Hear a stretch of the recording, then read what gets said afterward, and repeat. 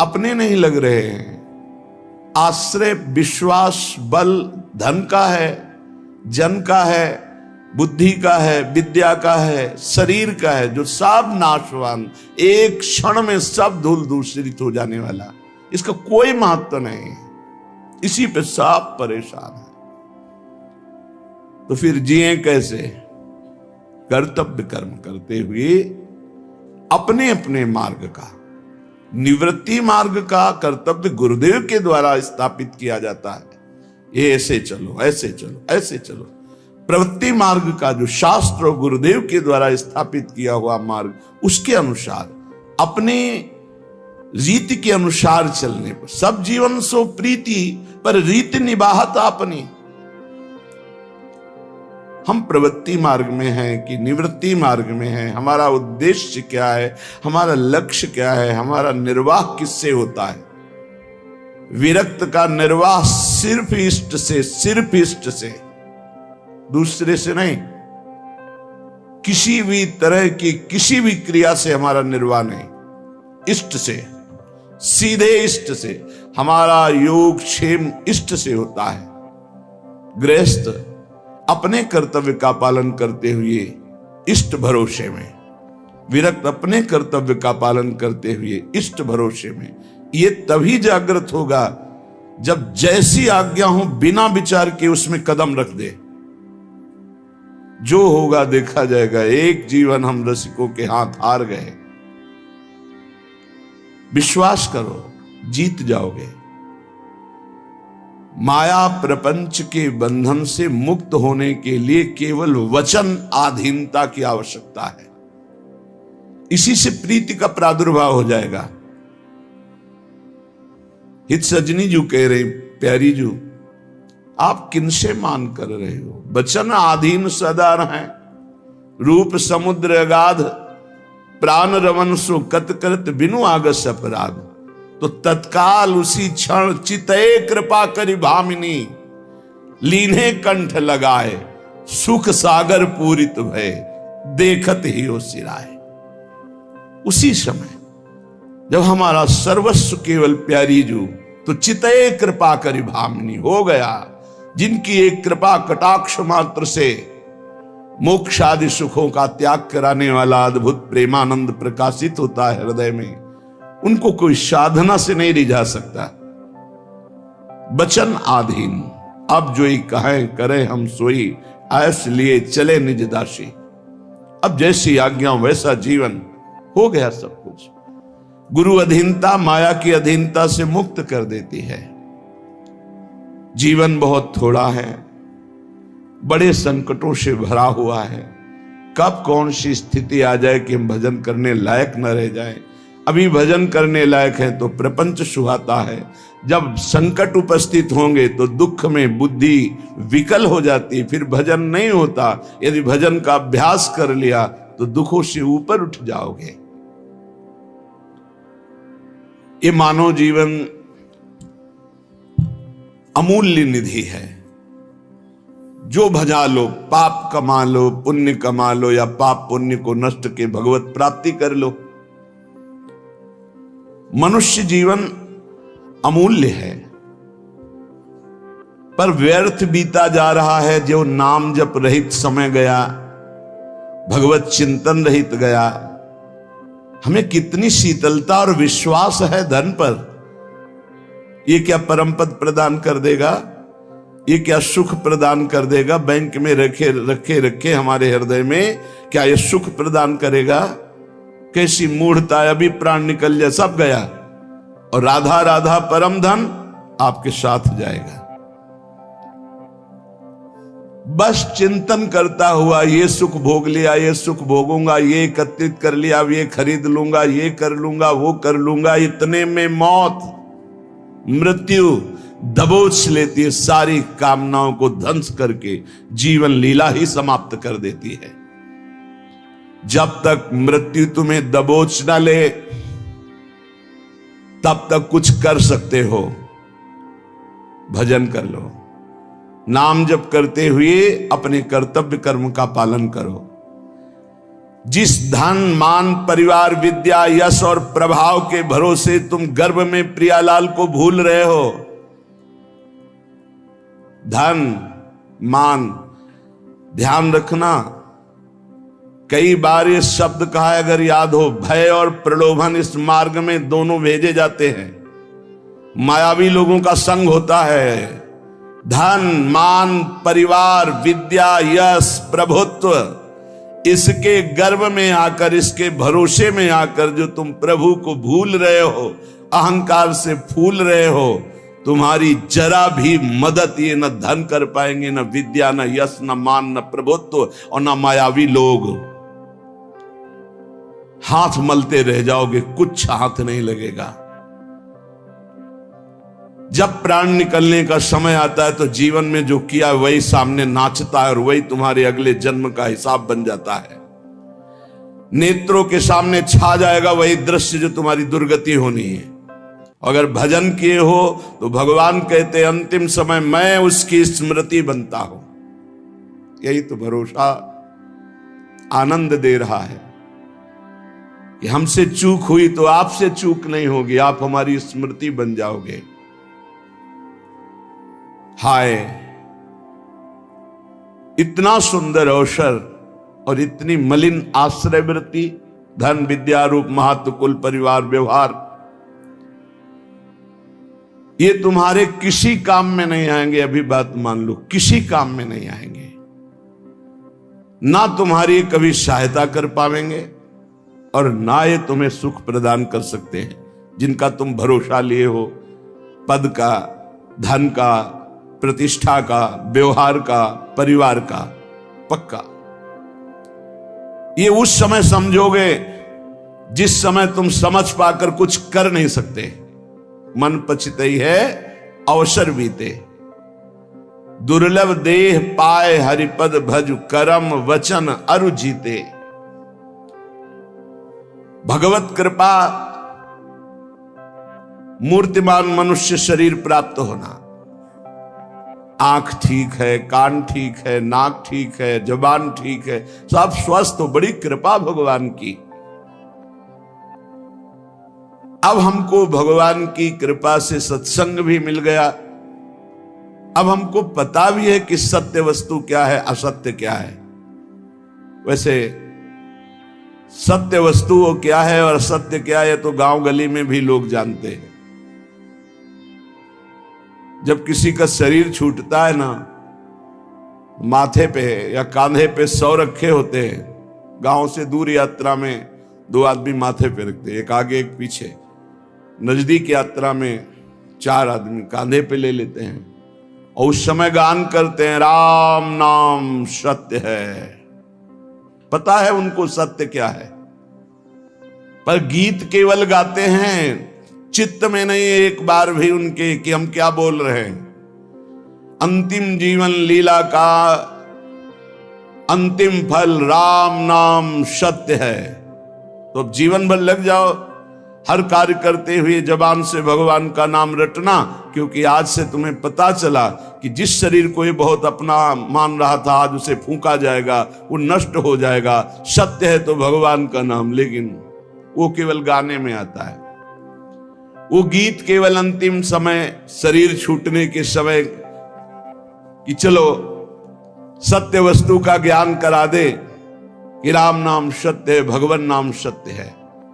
दुर्लभ देह पाए हरिपद भज करम बचन अर जीते, मन पछतई है अवसर बीते। अब पछताए का बने जब चिड़िया चुन गई खेत। काल रूपी चिड़िया जीवन रूपी खेत के श्वास रूपी दाने चुन गई, अब क्या बचा। इसलिए सावधान हो जाओ, अपने मनुष्य शरीर को संभालो। तुम्हारा मनुष्यपना इसी बात में है कि इसी जन्म में तुम ब्रह्मबोध या भगवत प्राप्ति कर लो। अनंत जन्मों के भटकन को मिटा दो, नहीं भटकते ही रहोगे, कोई रास्ता नहीं है आगे। अभी समझ में नहीं आ रहा, प्रमादवश अभी लग रहा है मैं मनुष्य हूं, जवान हूं, खूब धन है, मैं भोग लूं। लेकिन शरीर छूटते ही ये मानो दे, फिर तुम परवश हो जाओगे। पशु पक्षी नाना प्रकार की योनियों में तुम्हारी बिल्कुल स्वतंत्रता नहीं रहेगी कि तुम कोई नवीन कर्म कर लो। भगवान की जब अहेतुकी कृपा होती है तब संत मिलते हैं। जिसके जीवन में संत का प्रवेश हुआ, समझो हमारे ऊपर अहेतुकी कृपा श्री हरि की है।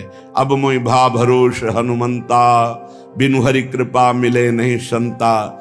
तो जब संत मिले तो उनकी आज्ञा पालन करो, उनके बतलाए रास्ते पर विचार करने की जरूरत नहीं। बाहरी बातों पर ध्यान देते हैं, आंतरिक वृत्ति पर नहीं ध्यान देते। आप जितना फैलाओगे आपका चिंतन फैलता समा जाएगा। समिटे सो आशिक, फैले सो जमाना। बात मान लो, समिट जाओ। जितना समिट जाओगे उतना जीवन मुक्त होते चले जाओगे, जितना फैलते चले जाओगे उतना फंसते चले जाओगे। तुम्हें नहीं दिखाई दे रहा, तुम्हें लाभ दिखाई दे रहा है, हमें हानि दिखाई दे रही। अपने माने हुए लाभ का त्याग करके संत और गुरुजनों की मानी हुई वृत्ति पर हमें अपनी वृत्ति बैठानी है। जो लोग संतों के प्रति आकर्षित होते हैं, आकर्षण, एक माया का आकर्षण, एक स्त्री पुरुष का आकर्षण, एक खान पान का आकर्षण, एक नाना प्रकार के पद प्रतिष्ठा का आकर्षण, पर जो संतों पर आकर्षित करते हैं वो भगवान के बड़े कृपा पात्र जन होते हैं, जो संतों से आकर्षित है। जैसे संसार में किए हुए आकर्षण आसक्ति दुर्गति का कारण है, पर वही आकर्षण आसक्ति यदि संत महापुरुषों से हो जाए तो मोक्ष का खुला हुआ द्वार भगवान कपिल देव जी कहते हैं।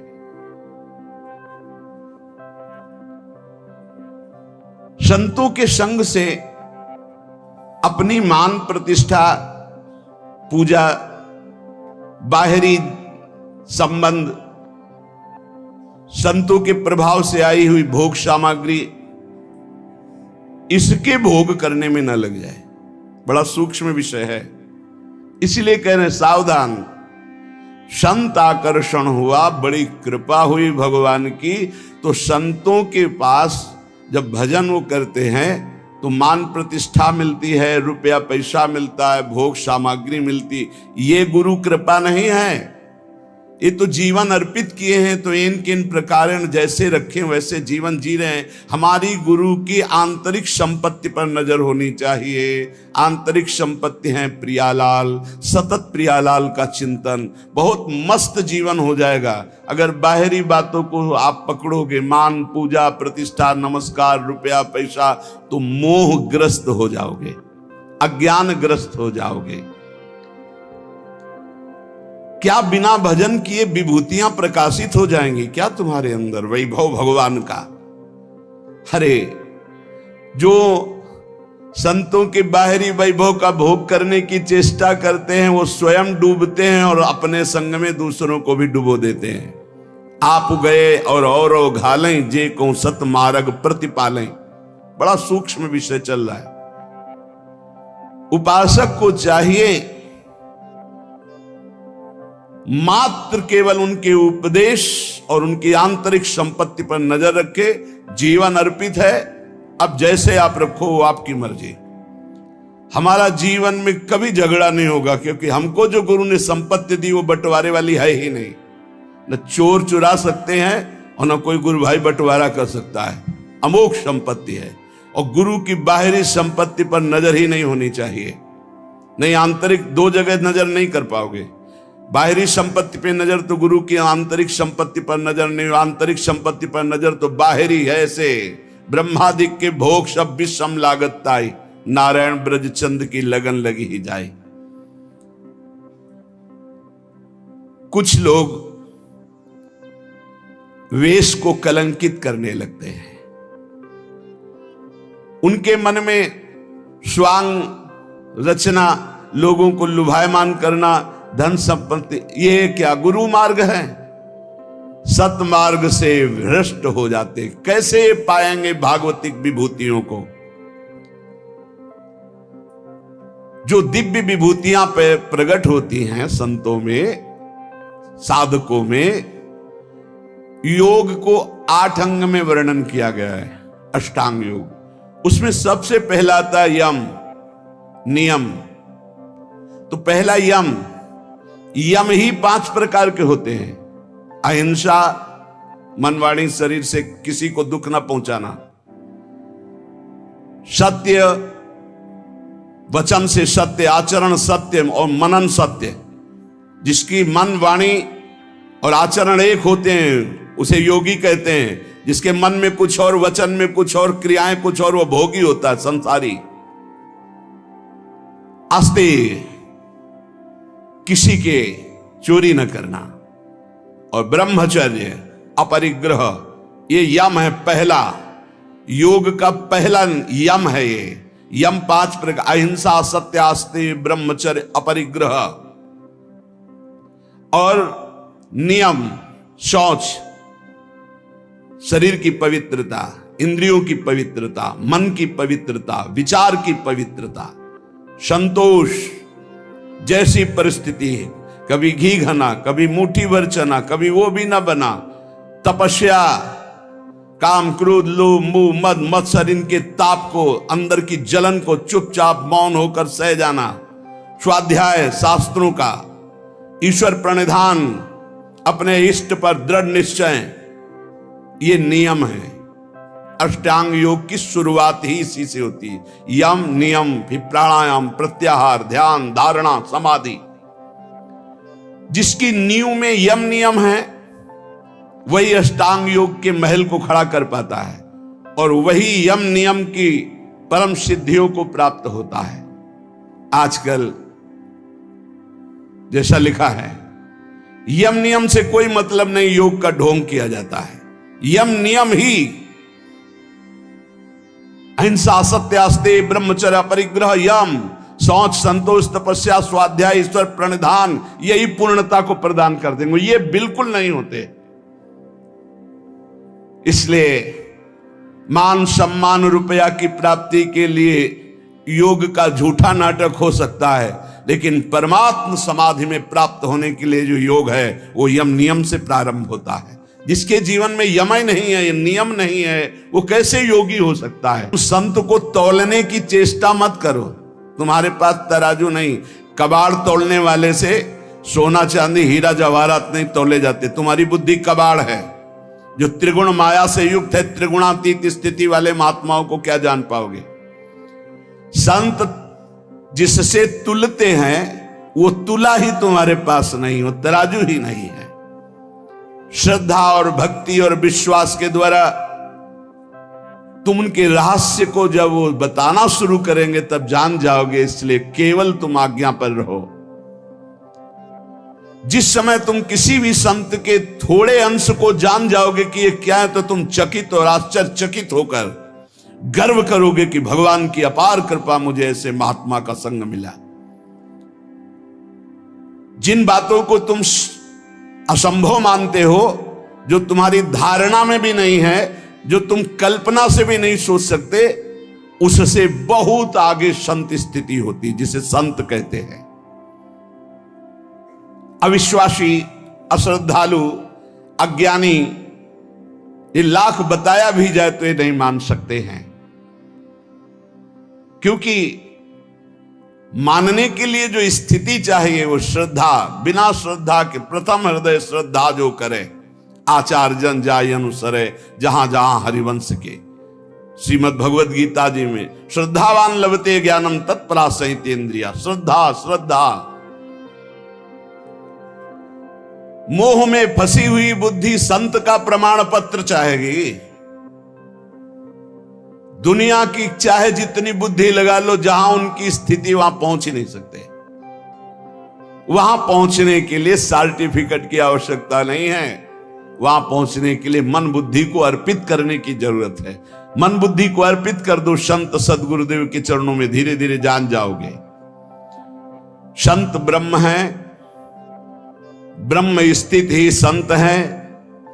ब्रह्मपरायण, ब्रह्ममय, ब्रह्मज्ञानी, परमात्मा, बहुत बड़ी बात कर, परमात्मा के वो आश्रय हैं, परमात्मा हैं, परमात्मा के प्यारे हैं, परमात्मा के शिष्य हैं, परमात्मा के आश्रित हैं, परमात्मा के आश्रय हैं।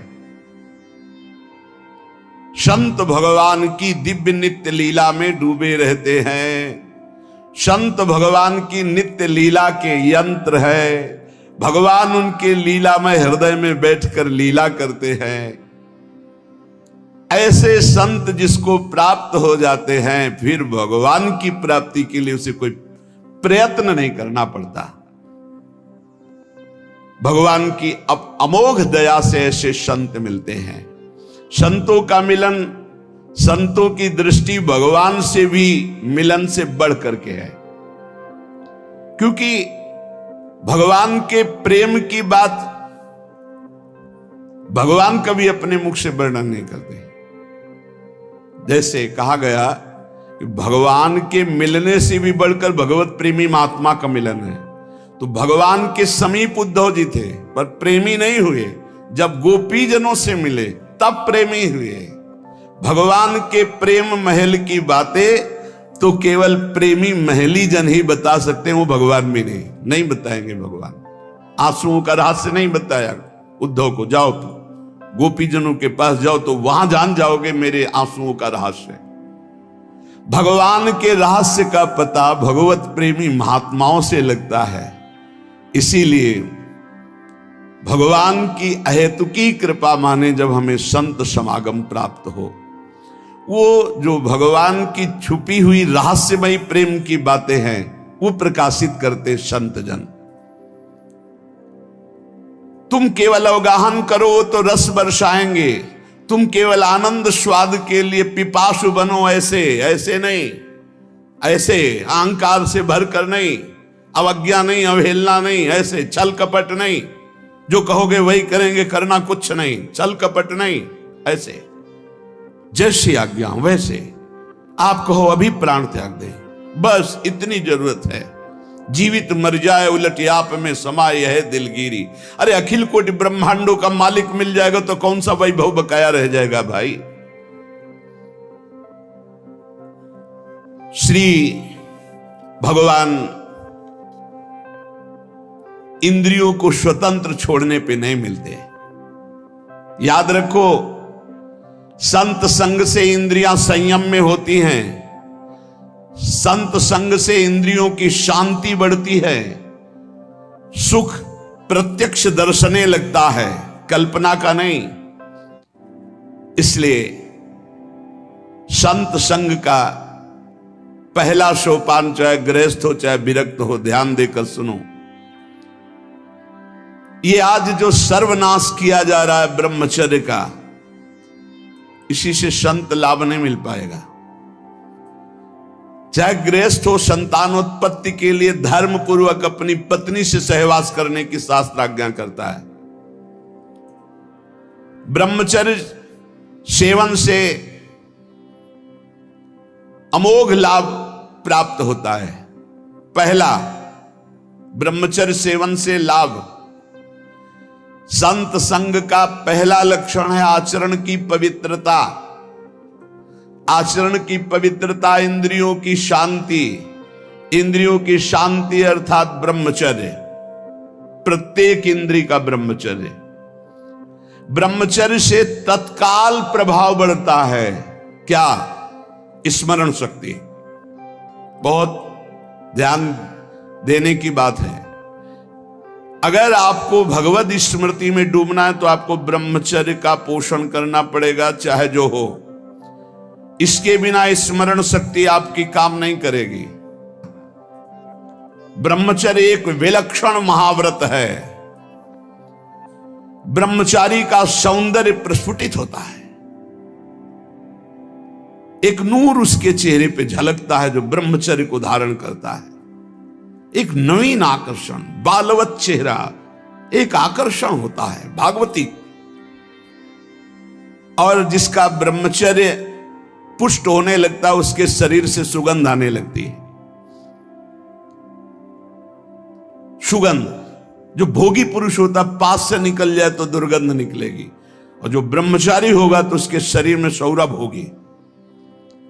ब्रह्मचारी का एक एक रोम तेज से युक्त होने लगता है।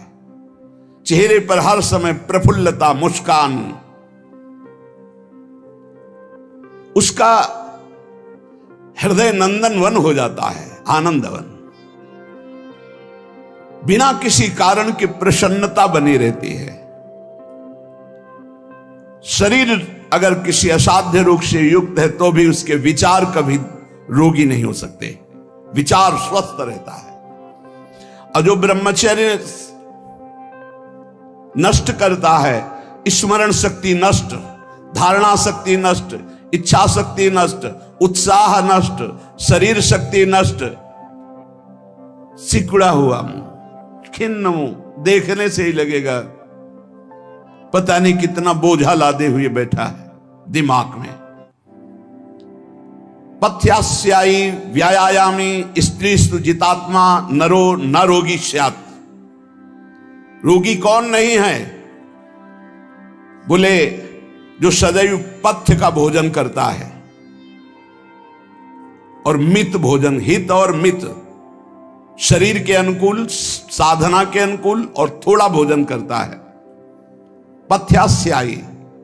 दूसरा व्यायामी, रोज सत्संग में घुमा घुमा करके, चाहे आप 15-20 मिनट ही करें, व्यायाम करें, 2-3 किलोमीटर आप दौड़ो, चलो बाहर दौड़ने के लिए, नहीं तो ऐसे यंत्र चल गए, ट्रेडमिल, ऐसे यंत्र चले हैं, उसी में दौड़ लो, नहीं ट्रेडमिल तो दौड़ लगाओ। शरीर को एक बार पसीना पसीना करो, थोड़ी सी बैठक, थोड़ी सी डन, थोड़ा व्यायाम करो। ये साधना के लिए, भगवत प्राप्ति के लिए कह रहे हैं, कोई कुश्ती लड़ने के लिए नहीं कह रहे, ये जरूरी है। पथ्यास्यायी, पथ्य का भोजन, मित भोजन करने वाला, और व्यायामी, और स्त्रीषु जितात्मा। स्त्री शरीर है तो पुरुष की तरफ नहीं, पुरुष शरीर तो स्त्री की तरफ नहीं, जितात्मा, आकर्षित ना होना। नरो न रोगी स्यात्, उसे रोगी नहीं कहते, भले वह साध्य रोग से ग्रसित हो, और अगर ये नहीं है तो वो रोगी ही है। आज नहीं तो कल पता चल जाएगा कि वो रोगी है। साधना करने वालों के लिए इंद्रियों को पावन करना, इंद्रियों को संयम में रखना बहुत आवश्यक है। मन के गुलाम, इंद्रियों के गुलाम, स्वेच्छाचारी भोगों की दुर्दशा में पड़ा हुआ मनुष्य है आज। असंयमी मनुष्य का मन और मस्तिष्क, ध्यान से सुन लीजिए, असंयमी जो अपनी इंद्रियों मन को मनमानी लगाए हुए है, उसका मन और मस्तिष्क और हृदय सड़ा देते हैं, जीवन को सड़ा देते हैं।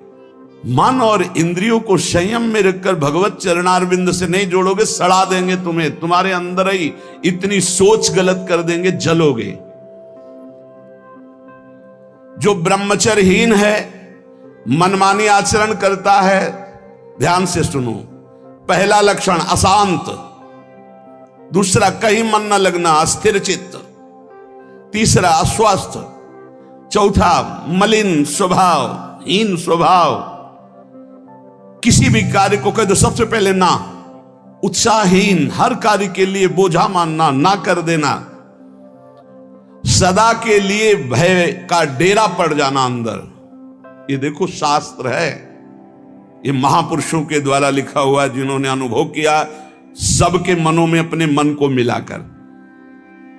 इंद्रियों का जो असंयम है वो हर तरह से मनुष्य को नष्ट कर देता है। लोग अंदर का सुधार नहीं करते। जहां जहां असंयम है वहां वहां अशांति है, दुख है, बेविचार है, संयम विहीन जीवन, शुष्क उदासहीन पशुवत जीवन है। पूर्ण ब्रह्मचर्य तो देश का, समाज का, आत्मा का, सबका परम लाभ, अपना परम लाभ। चाहे गृहस्थ हो चाहे विरक्त, जरूरी है अपनी शक्ति को नष्ट करना, आवश्यकता के अनुसार धर्मयुक्त प्रयोग तो ठीक है।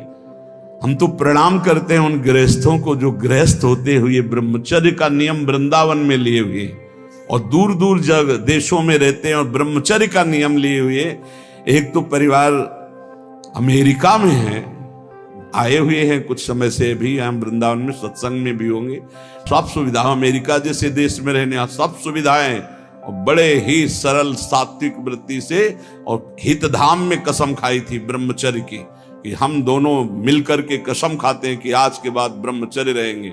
कैसा जीवन! अपने तो कितने ऐसे परिवार हैं, हम तो उनको प्रणाम करते हैं जो एक साथ पति पत्नी रहकर संयम पूर्वक जीवन व्यतीत कर रहे हैं। बलिहारी भगवान की असीम कृपा है, जिसके संग का डर बना रहता उसी संग में रहकर दोनों निकल गए। कितनी बड़ी हेतु की कृपा! यह है आश्चर्य, यह है आश्चर्य। रात दिन एक साथ रह रहे हैं, फिर भी कसम खा के ब्रह्मचर्य रहे हैं। कितनी अपार कृपा श्री जी की! कैसा मन कर देती है श्री जी, नहीं तो बहुत कठिन है, बहुत कठिन है। वही जानते हैं जो इस मार्ग में चलते हैं।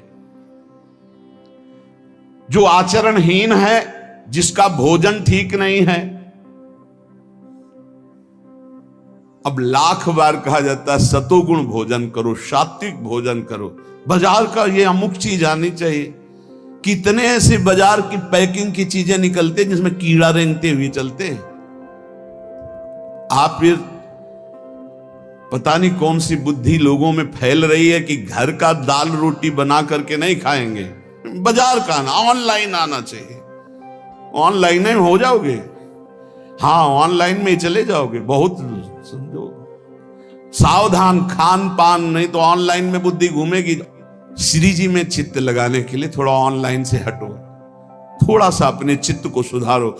हम कह रहे हैं जबान में अगर सात्विक भोजन केवल जाएगा तो भजन में बहुत रुचि होगी, संयम से रह पाओगे। ये बावरे नहीं थे पुराने संत महात्मा जन की, जो सात्विक ब्रजवासियों का अन्न या भिक्षान्न या सात्विक, देखो 10 दिन केवल देखो। स्थित होने के लिए इंद्रियों का संयम ब्रह्मचर्य अत्यंत आवश्यक है।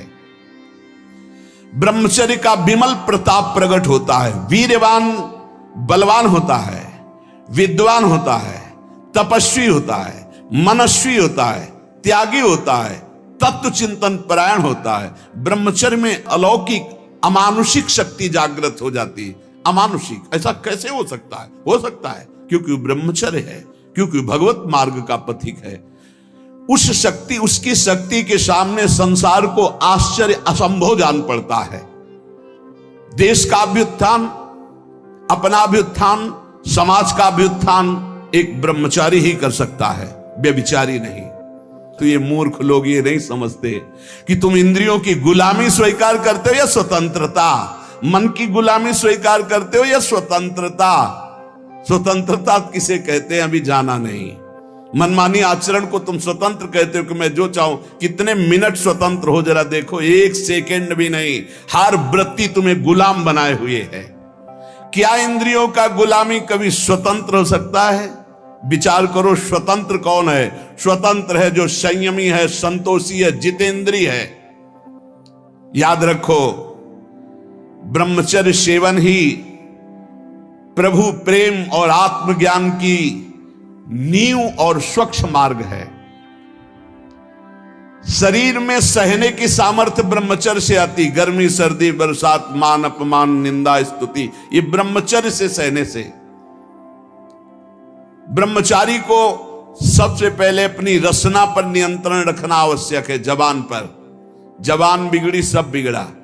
गंदे आचरण वाले, जिनको पवित्रता का ज्ञान नहीं, जिनको केवल अर्थ पिशाच हैं, नाना प्रकार की अपवित्रताएं करके तुम्हें भोजन परोसते हो। गरम गरम तुम्हारे सामने आया, तुम अमृत समझ के खा रहे हो, तुम्हारी बुद्धि नहीं खराब हो जाएगी?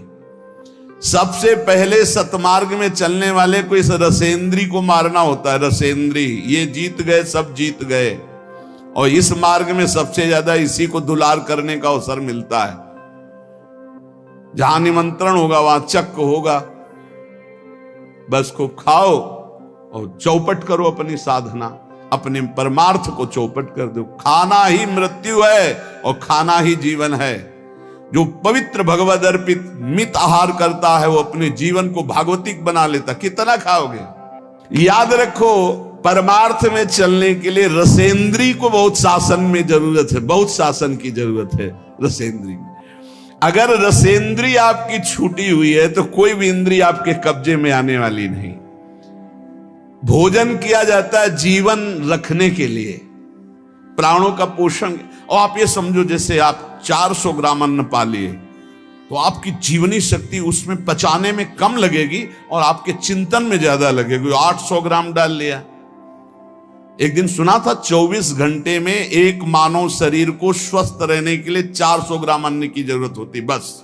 इसके बाद तो ऊपर ओवरलोड करना है। इतनी हानि है, आप नहीं समझ पा रहे, रोगों का घर बढ़ा रहे हो। थोड़ा भोजन करो, सात्विक भोजन करो और ऐसा भोजन करो जिसमें तेल आदि गरिष्ठ पदार्थ ज्यादा न हो, तो आपकी जीवनी शक्ति बढ़ेगी। आप उसी जीवनी शक्ति से भजन करेंगे। भजन में मन क्यों नहीं लगता? आप देखो, एक दिन खा के अच्छे और एक दिन 2 रोटी खाओ केवल हमारे कहने के अनुसार, कि आपको लगे कि हाँ भूख लगी अभी, और छोड़ दो, फिर आप भजन में लगो, देखो कैसी वृत्ति जाएगी, सतोगुणी। चंचलता मन की तभी रुकती है जब सात्विक भोजन होता है। नेत्र की चपलता, बार बार इधर उधर देखना, कानों की चपलता, प्रपंच की बात सुन, हर इंद्री का ब्रह्मचर्य हमें चाहिए। तो बहुत लाल मिर्च वाला गर्मा गर्म, ये ब्रह्मचर्य के लिए सब हानिकारक। उत्तेजक भोजन नहीं, उत्तेजक दृश्य नहीं, उत्तेजक बातें नहीं, तभी संयम से चला जा सकता है। प्रतिदिन एकाग्रता पूर्वक कुछ सदग्रंथों का स्वाध्याय सबको करना चाहिए, सत्संग सुनना चाहिए, परम पवित्र महाभागवतों के चरित्र पढ़ने चाहिए, सरलता पूर्वक विश्वेश्वर भगवान की प्रार्थना, उनका नाम जप करना चाहिए। केवल ऐसे संयम से चलने से सबकी उन्नति का भाव जागृत हो जाता है, निस्वार्थ भाव जागृत हो जाता है। पूरे जगत का मंगल वो कर सकता है जो संयमी है। जो संयमी नहीं, वो दीन दुखी अपनी इंद्रियों के पोषण भरण में लगा रहता है। याद रखो, सच्चित आनंद स्वरूप परमात्मा की प्राप्ति ही तुम्हारा लक्ष्य है।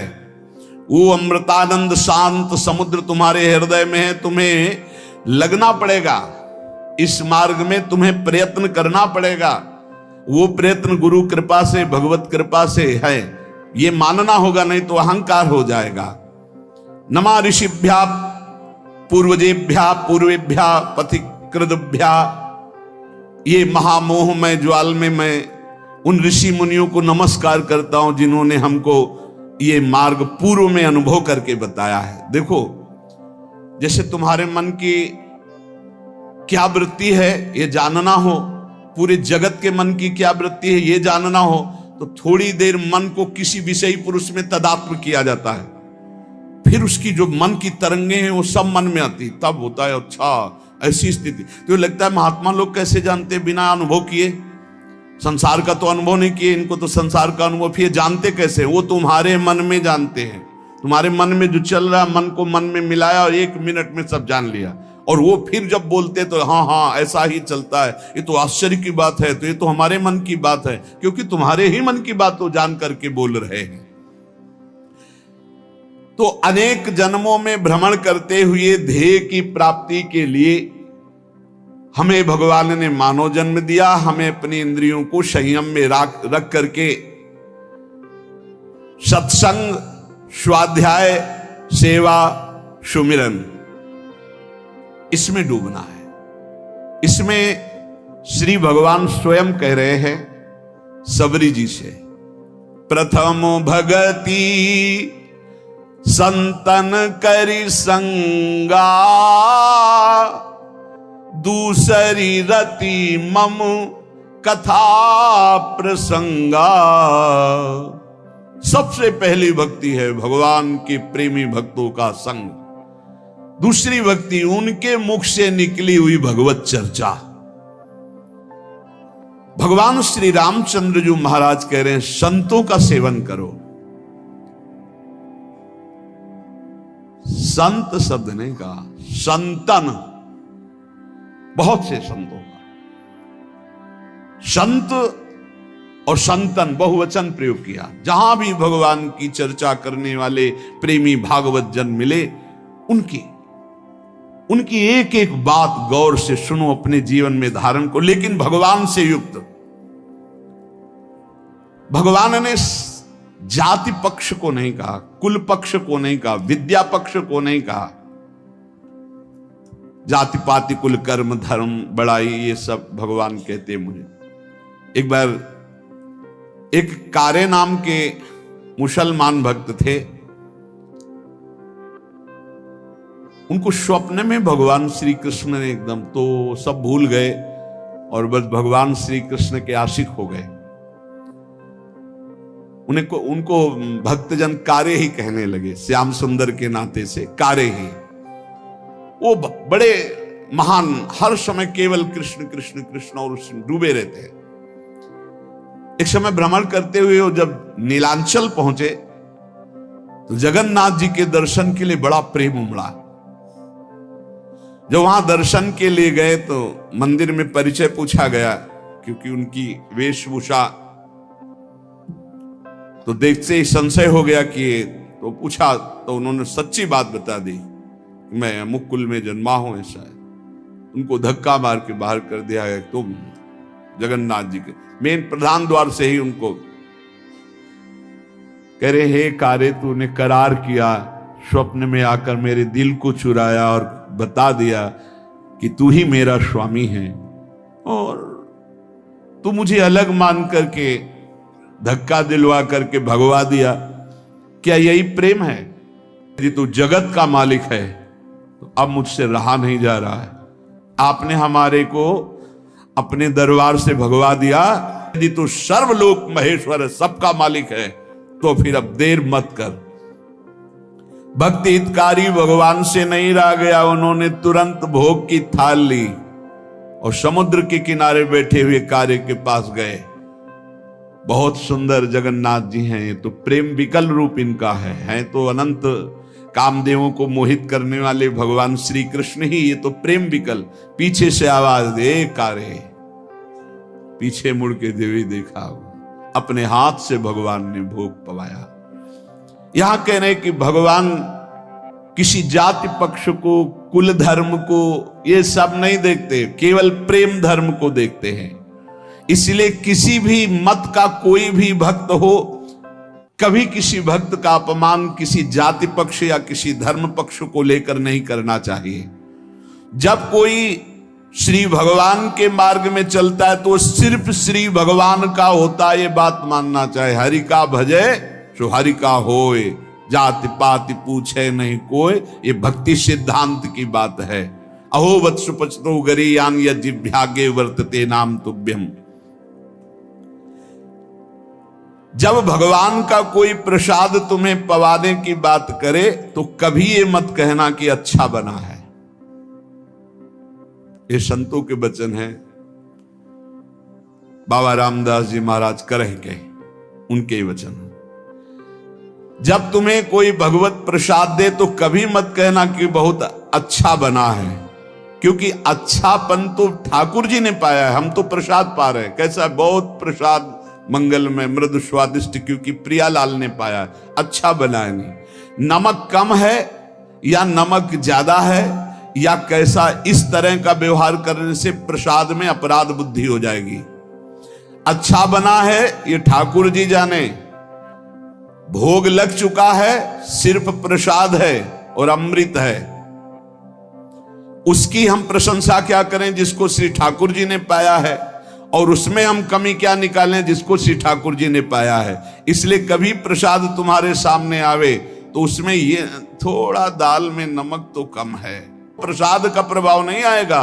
प्रसादे सर्व दुखा नाम हानिरस्योपजायते, जैसा है वैसे ही प्रसाद पावना चाहिए, और कभी अच्छी बुरी भावना नहीं करनी चाहिए, कभी पकवान अन्न फलहार की भावना नहीं। प्रसाद सिर्फ प्रसाद है, श्री स्वामी रामदास जी महाराज कह रहे हैं। स्वामी जी महाराज कह रहे, जौलों ठठरी शीश पर तो राम राम है सत्य, मानुष बैठे मसान में तो ज्ञान कथें अलबत, ज्ञान कथें अलबत रहेगा रहा न कोई। आपस में बैठते जब जाते हैं बोले राम नाम सत्य, वहां बैठते हैं, भैया रो मत, यहां किसी को नहीं रहना, सबको जाना, बड़ा ज्ञान बघारते हैं। और नहाए धोए कर घर चले ऐसे ज्ञान भवगत, जौलों ठठरी शीश पर तो राम राम है सत्य। ऐसा ज्ञान किस काम का? आपस में बैठकर ज्ञान की चर्चा की, संसार में सब असत्य है, नाशवान है, रो मत, और घर गए फिर उसी असत्य में लग गए। इसलिए हमें चाहिए कि ऐसे हम संतों का संग करके उस ज्ञान को व्यर्थ ना करें। बड़ा सूक्ष्म स्वरूप महापुरुषों ने वर्णन किया। आप इतना वर्णन करते हैं कि सब संत कृपा से ही भगवत प्राप्ति होती, ज्ञान की प्राप्ति होती है, तो प्रयत्न फिर किस बात का?